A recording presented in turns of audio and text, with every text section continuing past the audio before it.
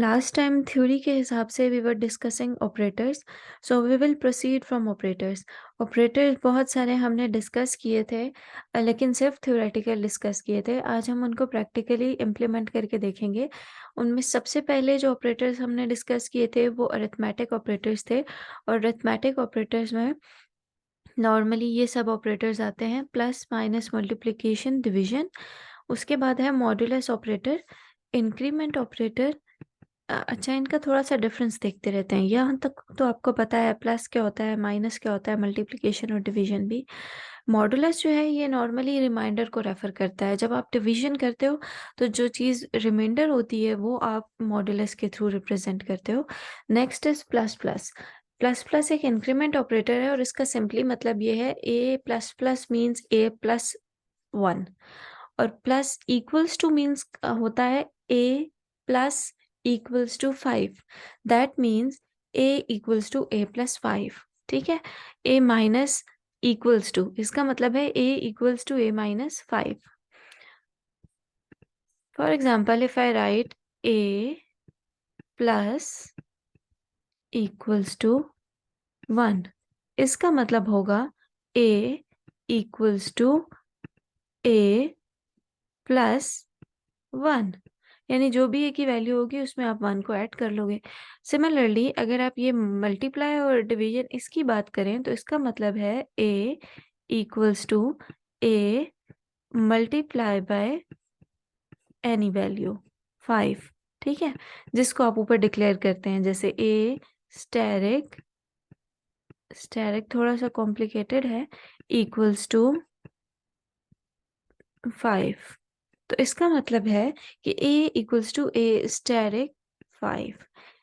इन सारे ऑपरेटर्स का मतलब यही है, ये जो प्लस इक्वल टू है, minus equal to, asterisk equal to, division equal to, यानी आपने कोई भी वैल्यू देनी है ए स्टेरिक इक्वल्स टू 5, इसका मतलब ये होगा ए को आप 5 से मल्टीप्लाई कर दो। जब ये डिवीजन के साथ आएगा तो इसका मतलब होगा ए को 5 से डिवाइड कर दो। मॉडुलस के साथ आएगा तो आपने क्या करना है, ए को 5 से दोबारा डिवाइड करना है और रिमाइंडर पिक करना है। माइनस माइनस का मतलब होता है A equals to A minus 1, यानी जो भी उसकी वैल्यू होगी उसमें से आपने एक माइनस कर देना होगा। तो ऑपरेटर्स तो दे वर रिलेटिवली सिंपल। अब हम नेक्स्ट इसके ऊपर कोई प्रोग्राम करके देखते हैं। आई होप कि ये आपको यहाँ से समझ आ गई होगी। इसको प्रैक्टिकली किसी प्रोग्राम के थ्रू इम्प्लीमेंट करके देखते हैं। For that I am going to open another editor.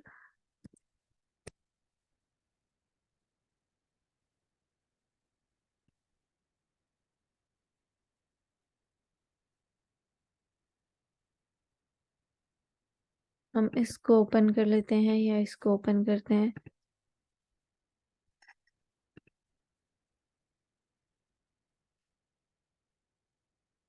Let's see, this is our editor. इसमें ऑलरेडी एक प्लस का प्रोग्राम लिखा हुआ है। इसमें हम इसी प्रोग्राम को थोड़ा सा चेंज करते हैं और किसी और एंगल से इसको लिखने की कोशिश करते हैं। लेट्स सी, आपके पास कोई भी वेरिएबल है, इंट ए बी सी को हम लेते हैं और उसके अकॉर्डिंग करते हैं, क्योंकि हमने एक ही प्रोग्राम में सारे ऑपरेटर्स यूज़ करने होंगे। लेट्स सी हम कैसे करते हैं। सबसे पहले मैं लिखती हूँ एक system dot out dot print L N की स्टेटमेंट। क्लास आपके आज के लेक्चर का और जो प्रीवियस क्विज है वो दोनों इकट्ठे ही होंगे, और कल आपको मैं क्विज असाइन करूंगी, आपने वो क्विज अटेम्प्ट करना है। राइट, सो इसके अंदर मैं यहाँ लिखूंगी इंटीजर अरिथमेटिक। ठीक है, यानी मैं इंटीजर के ऊपर कोई भी अरिथमेटिक ऑपरेटर्स अप्लाई करने जा रही हूँ। So next is I have to declare a value for a और फॉर माय वेरिएबल। सपोज मैं उसको कहती हूँ a equals to A plus 1। ठीक है, यानी उसने क्या करना है, ए 1 और 1 को ऐड करना है, जो रिजल्ट होगा that is being stored inside a. और फिर मैं बी को ए के रेफरेंस से, ए को मैं कह देती हूँ a asterisk 3, that means a multiply by 3। फिर इसी तरह मैं लिखती हूँ int c equals to b divided by 4, that means कि बी को आपने 4 से डिवाइड करना है, जो भी रिजल्ट आएगा वो सी के अंदर स्टोर हो जाएगा। इंट डी के अंदर में माइनस ऑपरेटर अभी तक हमने यूज नहीं किया, तो सी माइनस ए में उसको डिवाइड कर देती हूँ। ठीक है, नेक्स्ट इज मॉडुलो रह गया है।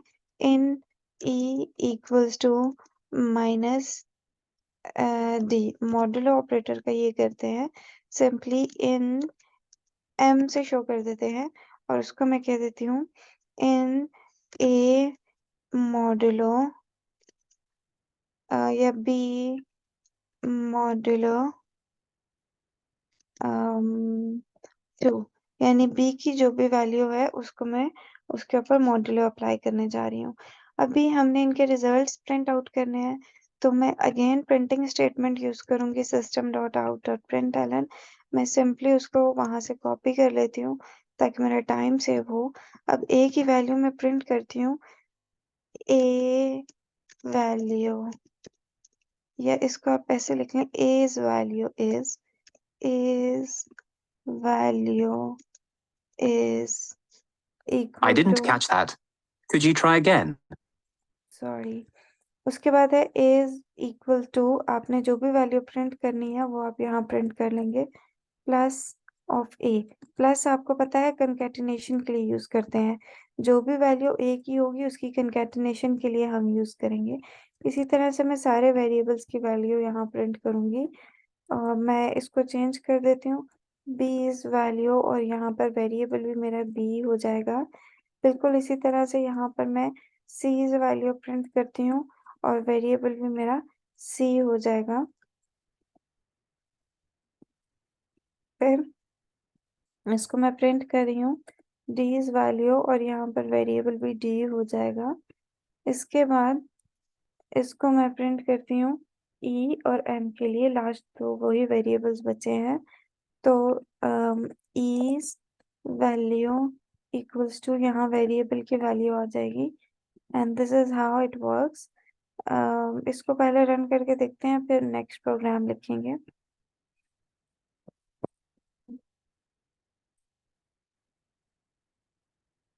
ओके, इसने हमें दे दिया, ए की वैल्यू में हमने प्लस 1 + 1 किया था। ये देख लें, ए की वैल्यू में 1 + 1 है, तो ऑटोमेटिकली उसकी वैल्यू 2 होनी चाहिए। बी की वैल्यू हमने ए को 3 से मल्टीप्लाई किया था, 2 × 3, तो ऑटोमेटिकली इट शुड बी 6। उसके बाद सीज वैल्यू को मैंने क्या किया था, बी डिवाइडेड बाय 4 किया था, यानी बी की जो भी वैल्यू आपने उसको 4 से डिवाइड करना है, तो बी की वैल्यू थी भाई 6, और डिवाइड करने से ऊपर वाला हमने लिखना होता है, जो क्वोशिएंट होता है दैट इज 1, और रिमाइंडर इसका आया -1। रिमाइंडर नहीं, आई थिंक सब्ट्रैक्शन है, सब्ट्रैक्शन हमने की है सी माइनस ए, तो सी की वैल्यू बनती है, आई गेस सी की वैल्यू बन रही है c equals to b/4, that means कि 6/4, तो 1 minus something, 1 minus 2 I guess, तो 1 माइनस 2 इज इक्वल टू -1, और फिर -1 का मैंने क्या कर लिया, ई की वैल्यू मैंने प्रिंट की है और मैंने उसके साथ माइनस लगा दिया, तो ऑटोमेटिकली वो +1 हो गया। लास्ट वैल्यू हम मॉड्यूलो की लगानी रह गए हैं, भूल गए हैं, उसकी वैल्यू भी ऐड कर लेते हैं यहाँ पर, modulo for m, so m's value is, यहाँ वेरिएबल भी यूज होगा, +m,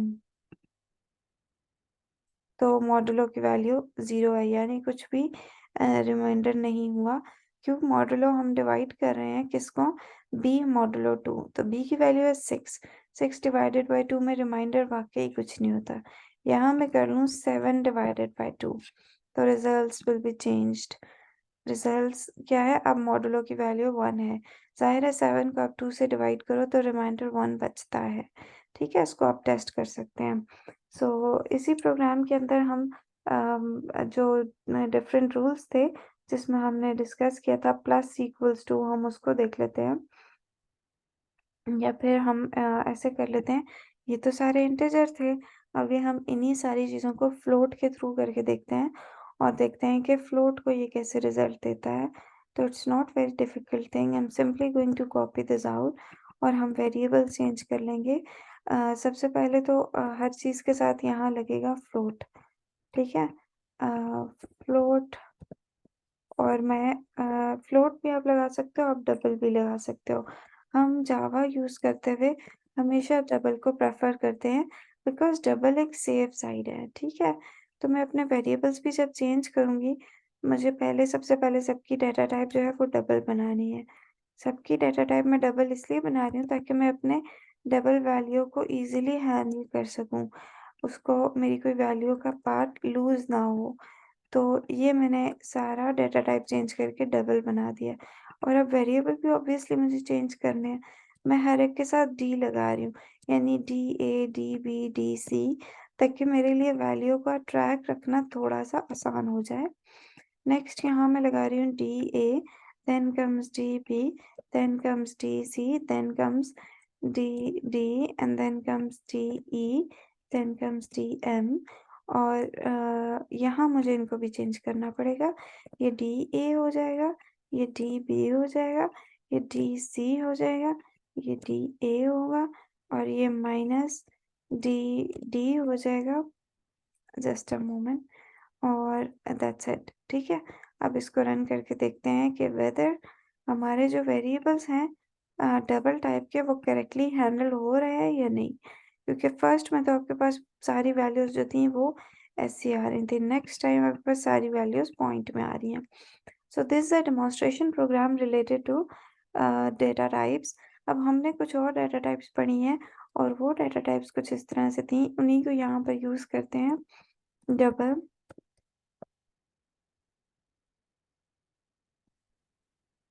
ए की वैल्यू ऑलरेडी है मेरे पास, ठीक है। मैं उसको ऐसे कर लेती हूँ, k इक्वल्स टू 5, ठीक है। फिर मैं क्या कर रही हूँ, बल्कि k इक्वल्स टू 5 भी नहीं, मैं एक ही स्टेप में वैल्यू असाइन भी करती हूँ और एक ही स्टेप में यूज़ भी करती हूँ। k static k k static equals to 6, ठीक है। और k को इनिशियली मैं बोल देती हूँ ये 1 है या 2 है। मैंने क्या किया है, मैंने यहाँ आपको ऑपरेटर दिखाने की कोशिश की है, वो वाला ऑपरेटर जो स्टैटिक इज़, और फिर इसको प्रिंट करते हैं, देखते हैं कि ये हमें क्या वैल्यू देता है। इसको मैंने किया, समटाइम्स जो ऑनलाइन एडिटर्स हैं, वो इन ऑपरेटर्स को प्रॉपर्ली होल्ड भी नहीं कर सकते, लेकिन जस्ट ट्राई कि ये आपको k की क्या वैल्यू, मैंने इनिशियली किया है k इक्वल्स टू 2, और फिर मैंने किया है k स्टैटिक इक्वल्स टू 6। अब k स्टैटिक इक्वल्स टू 6 का मतलब है k equals to k static 6, यानी k की जो भी वैल्यू होगी उसको आपने 6 से मल्टीप्लाई करना है। यहाँ पर k की इनिशियल वैल्यू है 2, तो 2 को 6 के साथ मल्टीप्लाई करके रिजल्ट आपके पास जो आना चाहिए, दैट शुड बी 6 into 2, तो 12।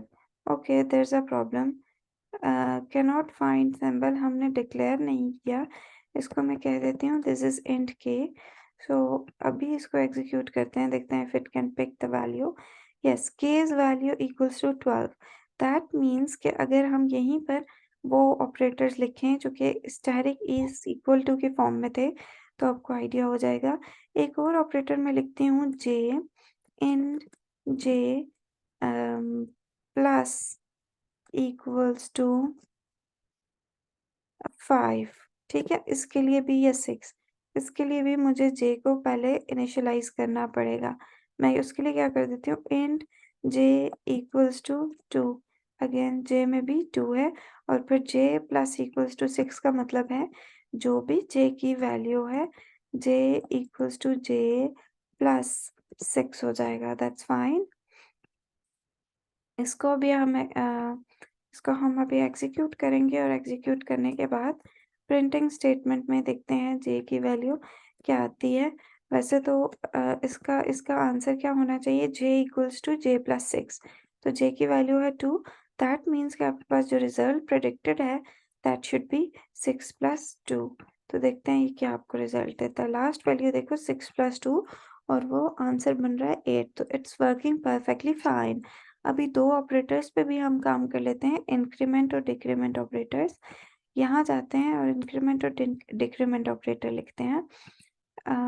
इंक्रीमेंट ऑपरेटर जो है दैट वैल्यूज इस तरह से कि जे तो ऑलरेडी यूज हो गया, के बी एम बी एन को यूज करते हैं, एन इक्वल्स टू 6, ठीक है। और फिर मैं कह देती हूँ एन प्लस प्लस, ठीक। अभी थोड़ा सा नोट करें, एन प्लस प्लस, और फिर मैंने क्या किया, सिस्टम डॉट आउट के अंदर system dot out dot print L N के अंदर मैंने लिख लिया है एन की वैल्यू। अगेन इसी तरह से हम एग्जैक्ट कॉपी कर लेते हैं कि थोड़ा सा आसान हो जाएगा।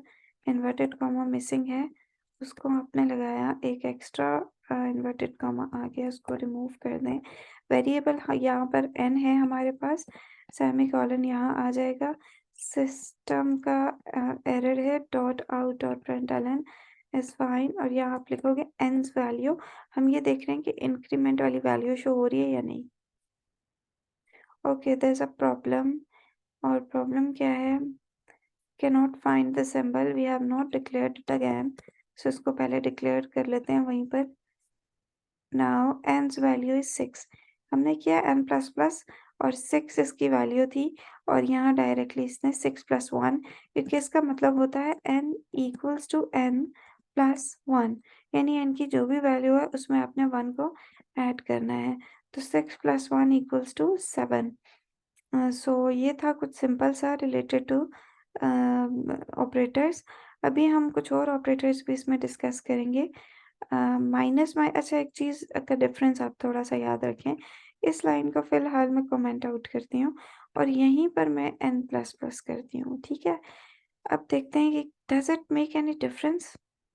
अभी ये दे रहा है n की वैल्यू 6, हालांकि जब यहाँ पर था तो n की वैल्यू थी 6 प्लस 1, ठीक है। तो इसका एक ये देखें, n की वैल्यू आई, सॉरी n की वैल्यू आई 7, और मैंने इस लाइन को जब सॉरी मैं आउटपुट विंडो में लिख रही हूँ, इस लाइन को जब मैंने कमेंट आउट किया और n प्लस प्लस मैंने वहां लिखा, तो उसने मुझे सिर्फ n की वैल्यू दी, इंक्रीमेंट नहीं दिया।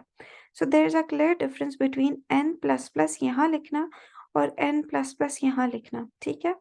और उसका डिफरेंस ये है कि यहाँ जब आप लिखोगे तो इंक्रीमेंट होने के बाद वैल्यू n में स्टोर होती है और इंक्रीमेंटेड वैल्यू यहाँ प्रिंट होती है, जबकि n plus plus print out में अगर आप लिखोगे तो पहले n की वैल्यू प्रिंट हो जाती है, यानी 6 प्रिंट हो गया है, उसके बाद उसने 6 में इंक्रीमेंट किया है। और अगर आप नेक्स्ट लाइन में फिर n की वैल्यू दोबारा से प्रिंट करोगे तो यहाँ पर फिर वो इसकी वैल्यू को आपको 7 डिस्प्ले करेगा, यानी यहाँ से प्रिंट कर देगा और प्रिंट करने के बाद इंक्रीमेंट करेगा। और यहाँ पर आप क्या करोगे, इंक्रीमेंट वैल्यू को देखोगे, ठीक है। तो ये थोड़ा सा डिफरेंट है कि किस वक्त कौन सी वैल्यू आती है। अभी देखिए यहाँ पर इंक्रीमेंट हो गया n प्लस प्लस, और यहाँ आप प्रिंट करवा रहे हो n की वैल्यू, और यहाँ इसकी वैल्यू आपने जब प्रिंट करवाई थी वो आपको सिंपली उसकी वैल्यू दे रहा था, इसको आप कमेंट आउट कर दो, इसकी वैल्यू सिंपली वो दे रहा था 6, ठीक है। फिर प्रिंट होने के बाद वो एडिट हो रहा था और फिर उसने n की वैल्यू इंक्रीमेंटेड बाद में करनी थी। तो अभी देखें n की वैल्यू इस स्टेप में 6 है और इस स्टेप में 7 है। तो make sure I will add a comment कि जब आप प्रिंट स्टेटमेंट में n प्लस प्लस लिखते हो, that means n is first printed, यानी n की जो ओरिजिनल वैल्यू है वो प्रिंट हो जाती है, देन इंक्रीमेंटेड, उसके बाद वो इंक्रीमेंट होती है, ठीक हो गया। और इस केस में सिंपली इंक्रीमेंट होने के बाद वैल्यू प्रिंट हो जाएगी। But what if you change it to plus plus n, तो ऑपोजिट हो जाएगा। प्लस प्लस एन में अब थोड़ा सा ऑपोजिट हो जाएगा। आई एम नॉट श्योर कि ये इसको हैंडल कर पाएगा या नहीं, क्योंकि यहाँ पर प्लस के साथ ये रन हो रहा है। Okay, it has handled it correctly. अभी n की वैल्यू अगर आपने पहले कर दिया प्लस प्लस n, इसका मतलब है अभी n की value this is for n plus plus, ठीक है। अगला कमेंट यहीं पर मैं ऐड कर रही हूँ कि n is first incremented then printed. n अगर आपने यूज किया है प्लस प्लस n, तो इसका मतलब है n is first incremented then printed, ठीक है, is first incremented then printed। तो ये चीजें थोड़ा सा आपने अपने माइंड में रखनी है, ये डिफरेंस अक्सर औकात पे इम्पोर्टेंट होता है और पूछा जा सकता है। So this is how you make the difference from n plus plus to plus plus n, ठीक है। तो अगर आपने पहले यहाँ पर लिख लिया है n plus plus n, इसका मतलब है आपने n की वैल्यू को पहले इंक्रीमेंट किया है फिर प्रिंट किया है, तो n की वैल्यू इंक्रीमेंटेड शो होगी 7 शो होगी। अगर आपने लिखा n प्लस प्लस, n की वैल्यू 6 शो होगी और उस लाइन में n की वैल्यू 7 नहीं हो सकती, नेक्स्ट लाइन में आप प्रिंट करोगे तो तब वो n की वैल्यू आपको 7 देगा। सो ये कुछ चीज़ें थी जो आपको पता होनी चाहिए। इसके अलावा एक इम्पॉर्टेंट ऑपरेटर हमने लास्ट क्लास में डिस्कस किया था, इफ़ एंड एल्स को हम देख लेते हैं। इफ़ एल्स को यानी ऑपरेटर्स की वैल्यू को, हमने कुछ और ऑपरेटर्स पढ़े थे जैसे relational operator, basic arithmetic operators तो हमारे हो गए। उसके बाद हमने डिस्कस किए थे मॉडुलो के लिए, इधर इन्होंने सेपरेट प्रोग्राम लिखा है, हमने एक ही प्रोग्राम में डिस्कस कर लिया है। यहाँ से मैं सिर्फ एक्सप्लेन कर देती हूँ। x मॉडुलो 10 का मतलब है 42 मॉडुलो 10, यानी 42 को आपने 10 से डिवाइड करना है और जो रिमाइंडर होगा वो आपका यहाँ स्टोर होगा। तो आप रिमाइंडर करके देख लें, 2 आएगा, तो 2 जो है वो इंट वाली वैल्यू में स्टोर होगा, ठीक है, और डबल वाली में 2.25। Next is compound assignment operators, ये हमने देख लिए हैं, यानी a प्लस इक्वल्स टू 5 का क्या मतलब है, b static equals to something का क्या मतलब है, c प्लस इक्वल्स टू का क्या मतलब है। They are all we have implemented. Increment decrement भी हमने इम्प्लीमेंट कर दिया है और इवन हमने डिफरेंस भी देख लिया है कि प्लस प्लस बी और प्लस प्लस ए या फिर ए प्लस प्लस, यानी पहले इंक्रीमेंट या बाद में इंक्रीमेंट, प्री इंक्रीमेंट या पोस्ट इंक्रीमेंट करने का क्या डिफरेंस है। I have explained you again all of these thing. अभी हम देखते हैं बिटवाइज ऑपरेटर्स क्या होते हैं और फिर उसके बाद हम देखेंगे कि रिलेशनल ऑपरेटर्स कौन से होते हैं।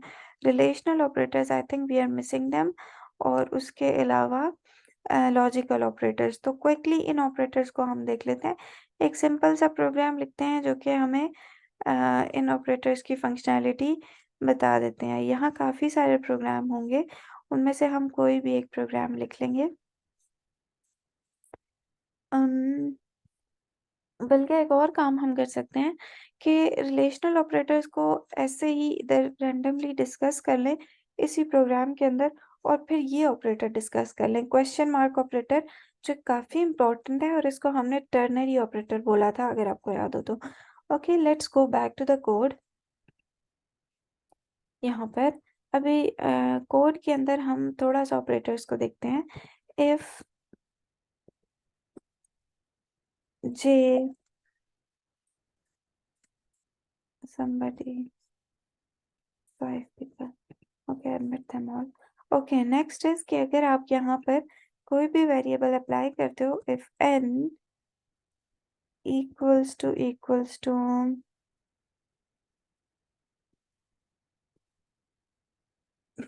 if n equals to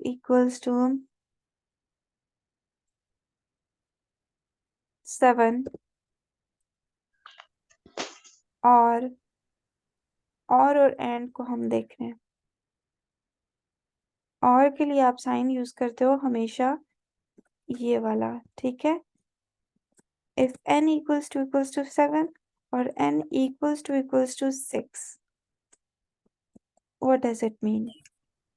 We just have to print the value of n, जो भी n की वैल्यू होगी we will just write that। ये आप यूज कर रहे हैं n के लिए, यहाँ मैं लिख लेती हूँ n's वैल्यू, और हम यहाँ पर n की वैल्यू लिखेंगे प्लस n। और ऑपरेटर हम ऐसे लिखते हैं, ठीक है, ये बहुत ज़रूरी है। एंड ऑपरेटर हम कैसे लिखते हैं, if n equals to 6 and के लिए हम एंड का साइन यूज करते हैं ये वाला, and a equals to 2, then print out both of these values, ठीक है। तो फिर आपने क्या करना है, दोनों वैल्यूज को प्रिंट आउट करना है। यहाँ पर अगेन मैं system.out.println लिख रही हूँ। नेटबीन्स में एस आउट टैब आप प्रेस करेंगे तो ऑटोमेटिकली system.out.println आपके पास लिखा हुआ आ जाएगा। यहाँ पर इसको अगर आप देखें n equals to 6 and n equals to this, तो n की वैल्यू भी प्रिंट करते हैं। a and n values are, पहले आप प्रिंट कर लो, पहले प्रिंट करते हैं, एक एक ही कर लेते हैं। I think a's value plus n, ठीक है। अभी इसी लाइन में मैं दूसरी वैल्यू प्रिंट करूंगी a की, उसके लिए मुझे पहले प्लस का साइन यूज करना पड़ेगा, फिर मैं यहाँ लिखूंगी n's वैल्यू और फिर उसके बाद प्लस n, यहाँ पर a की वैल्यू है तो a पहले आएगा, ठीक है।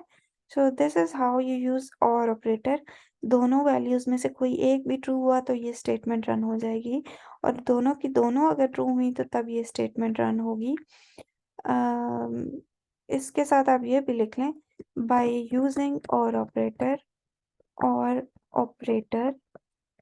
और यहाँ आप लिख लो बाय यूजिंग एंड ऑपरेटर, ठीक है। अच्छा, एक और चीज कि डबल इक्वल टू और सिंगल इक्वल टू का फर्क क्या है।